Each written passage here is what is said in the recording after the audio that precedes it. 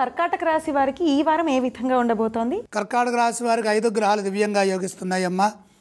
6వ రాశిలో రవి బుధులు, 11లో గురువు, 8లో శుక్రుడు, తృతీయంలో కేతువు.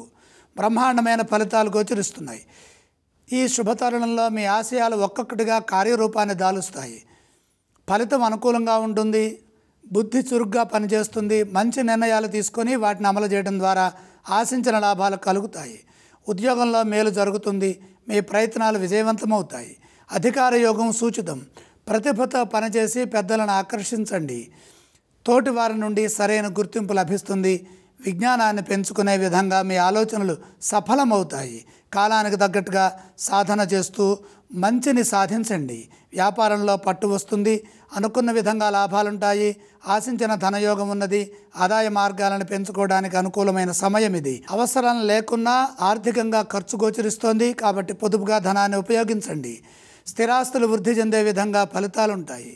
దగ్గర వారితో విభేదాలు రాకుండా శాంతంగా స్పందించాలి. కర్కాటక రాశి వారు ఏ స్తోత్రాలు పఠిస్తే శుభ ఫలితాలు కలుగుతాయో తెలియజేస్తారా? కర్కాటక రాశి వారు శ్రీ మహాలక్ష్మి ధ్యానం చేయడం ఉత్తమం. అలాగే ఈ రాశి వారు ఏ ఆలయాలను సందర్శించవచ్చు?